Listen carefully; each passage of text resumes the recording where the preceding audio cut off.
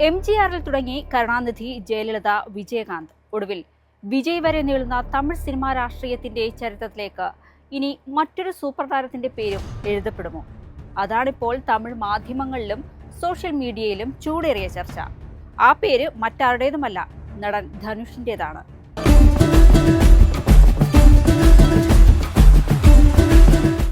തമിഴ്നാട്ടിൽ സിനിമയും രാഷ്ട്രീയവും തമ്മിലുള്ള ബന്ധം ഇന്നും അത്രമേൽ ശക്തമാണ്.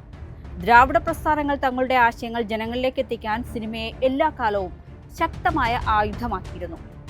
തമിഴ് മക്കളുടെ പുരേഴ്ചി തലവർ മരുതൂർ ഗോപാലൻ രാമചന്ദ്രൻ എന്ന MGRും സിനിമയിലെ താരപ്രഭുത്വം രാഷ്ട്രീയത്തിൽ വിജയകരമായി ഉപയോഗിച്ച് 6 വട്ടം തമിഴ്നാട് മുഖ്യമന്ത്രിയായ ജയലളിതയും ദ്രാവിഡ രാഷ്ട്രീയവും സിനിമയും തമ്മിൽ ശക്തമായി ബന്ധിപ്പിച്ച കരുണാനിധിയുമൊക്കെ സിനിമയിൽ നിന്ന് ജനഹൃദയങ്ങളിലേക്കും അവിടെ നിന്ന് അധികാരത്തിലേക്കും എത്തിയവരാണ്. പുതിയ തലമുറയിൽ കമൽഹാസനും വിജയും രാഷ്ട്രീയത്തിലേക്ക് ചുവടുവെച്ചപ്പോൾ ഇപ്പോൾ അതേ വഴിയിലാണോ ധനുഷും എന്ന സംശയമാണ് ശക്തമാകുന്നത്. അടുത്തിടെ ആരാധകർ സംഘടിപ്പിച്ച രക്തദാന ക്യാമ്പിൽ പങ്കെടുത്ത ധനുഷ് നടത്തിയ പ്രസംഗമാണ് ഈ ചർച്ചകൾക്ക് തുടക്കമായത്.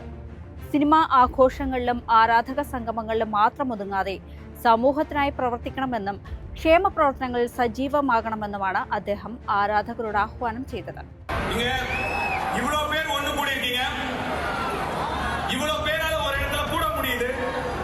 அந்த ஒற்றுமைக்கு, அந்த யூனிட்டிக்கு ஒரு பவர் இருக்கு. அந்த பவரை நீங்க பாசிட்டிவான வழியில கொண்டு போகணும். அந்த பவருக்கு நீங்க ஒரு பர்பஸ் கொடுக்கணும். சும்மா சந்திச்சோம், போட்டோ எடுத்தோம், ஆடியோ லான்ச்ல பார்த்தோம், இந்த மாதிரி பிறந்த நாள் அன்னைக்கு பார்த்தோன்னு அப்படியே விட்டுறாம நீங்க எல்லாரும் சேர்ந்து இன்னும் நிறைய நலத்திட்டங்களை செய்யணும். உங்க ஏரியால, உங்க தெருல, உங்க பக்கத்து வீட்டுல, எதிர் வீட்டுல யாருக்கு என்ன தேவைங்கிறத புரிஞ்சு நீங்க எல்லாரும் சேர்ந்து கை கோர்த்தீங்கன்னா உங்களால முடியும். உங்களால முடிஞ்ச நல்லதை நீங்க கண்டிப்பா பண்ணணும். நான் உங்களை நினைச்சு இன்னும் ரொம்ப பெருமைப்படணும். நீங்க செய்வீங்க, நான் நம்புறேன்.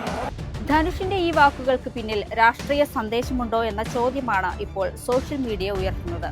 കാരണം നടൻ വിജയും തന്റെ രാഷ്ട്രീയ പാർട്ടി പ്രഖ്യാപിക്കുന്നതിന് വർഷങ്ങൾക്ക് മുമ്പ് വിജയ് മക്കൾ ഇയക്കം എന്ന സംഘടനയിലൂടെ സമാനമായ സാമൂഹിക പ്രവർത്തനങ്ങൾ നടത്തിയിരുന്നു.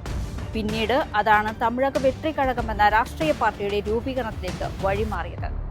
അതേസമയം രാഷ്ട്രീയ പ്രവേശനത്തെക്കുറിച്ച് ധനുഷ് ഇതുവരെ ഔദ്യോഗികമായി ഒന്നും വ്യക്തമാക്കിയിട്ടില്ല. രാജ്കുമാർ പെരിയസ്വാമി സംവിധാനം ചെയ്യുന്ന ധനുഷിന്റെ പുതിയ ചിത്രം ഓം ഒക്ടോബർ 16 റിലീസിന് ഒരുങ്ങുന്നതിനിടെയാണ് ഈ പ്രസ്താവനയും ചർച്ചകളും ശ്രദ്ധ നേടുന്നത്. അപ്പോൾ ഇത് വെറും സാമൂഹിക ഉത്തരവാദിത്തത്തെക്കുറിച്ചുള്ള ആഹ്വാനമാണോ അതോ തമിഴ് രാഷ്ട്രീയത്തിലേക്കുള്ള ധനുഷിന്റെ ആദ്യ സൂചനയോ? ഉത്തരത്തിനായി കാത്തിരിക്കുകയാണ് തമിഴ്നാടും ആരാധകരും.